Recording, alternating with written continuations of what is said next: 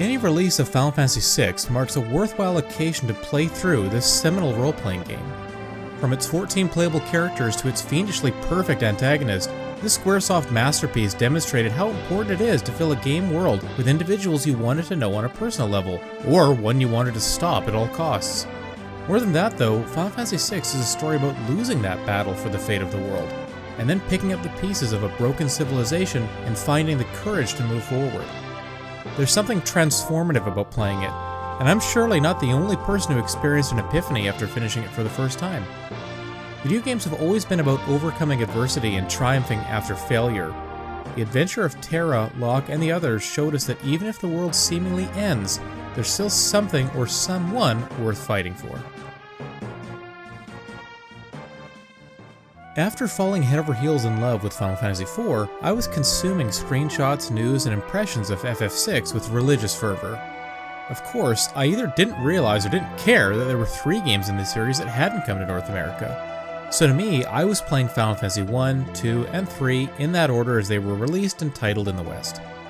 My eagerness to play FF6 was matched only by my disappointment in knowing that a close friend would be getting the game for his birthday in October, which would happen 2 weeks after the game's release. There was an envy that I had never experienced in my young life to that point. I feel something similar even to this day. I guess we would call it FOMO now, but it was never as powerful as when I knew that one of my best friends just down the block was enjoying the game of my dreams, while I begged my parents to let me live at his house for the next month. Square Enix, then known as Square or Squaresoft, was at the height of their creative power during the early to mid-90s, and they helped transform the Super Nintendo into a 16-bit RPG powerhouse. If you consider their output that was never localized into English, the impressive array of games becomes even more astounding. For those who grew up with an SNES, it was an incredible time to be a fan of RPGs, especially turn-based ones. Maybe it was because the internet was less prominent, but I never really heard any of the Chrono Trigger versus Final Fantasy VI debates. We were just blessed to have 2 of the best games in the genre at a time when we had the freedom to play to our heart's content. The 6th mainline Final Fantasy title perfected the formula to that point. Espers were a new and elegant method of teaching characters different magic spells and boosting particular stats at the same time. They allowed you to further customize your already diverse party. Sabin, a monk, could use a button sequence to suplex a train in one battle, and then cast back-to-back meteor spells by the end of the game. Unlike Final Fantasy IV's very static characters and classes, 6 opened up party building in a major way. Equipable relics allowed you to change action commands, have permanent spell perks like haste or regen, or even double the amount of experience a character earned. Ultimately, a player could really tailor their party to suit their preferences and downright break the game with the right preparation and a little grinding. It's not often that the villain of a story succeeds in their evil plot, but Kefka is a memorable example of an antagonist who achieves his goal of ending the world. He literally destroys the aptly named World of Balance, which is where the first half of the game takes place. It is Kefka and his pursuit of power that throws off this balance, leading to one of the greatest twists in video games, the party flying away from the floating continent as the world around them burns. You wake up in control of Celis, or maybe Celeste, but what remains is a shadow of what came before. Enter the world of ruin. The impact of this mid-game climax cannot be overstated. As the player, you fail to stop Kefka, and everyone pays the price for it. In both worlds, nearly every city has its own distinct personality. NPCs run the gamut from lying scoundrels and rambunctious children to contemplative elders and hopeless lovers. In addition to its interesting people and places, Final Fantasy VI contains dozens of side quests and secrets.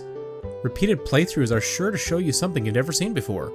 Maybe a new way to defeat a boss, a new Esper you've never used, or a new task presented by an unfamiliar face.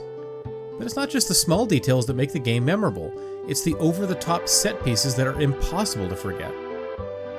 One of these is the famous opera scene, where Celis plays the leading lady as a way of ensnaring Setzer, an infamous gambler intent on wooing the opera house's star, Maria.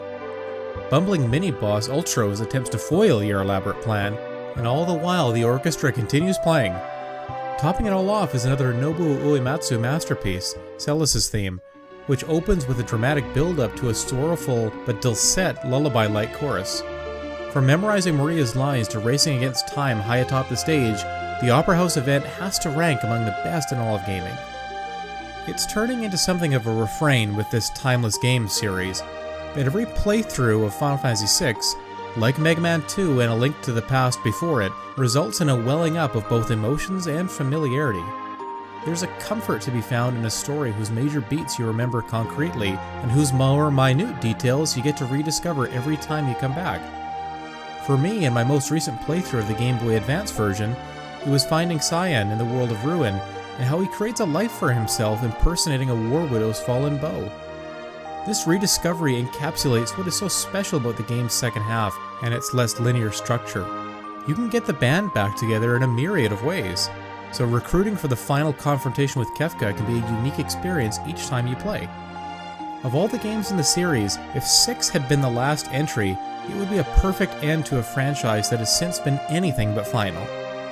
Whatever the future holds, we'll always be able to join the returners, strike back against an imposing empire, and enjoy that sweet Mode 7 chocobo riding.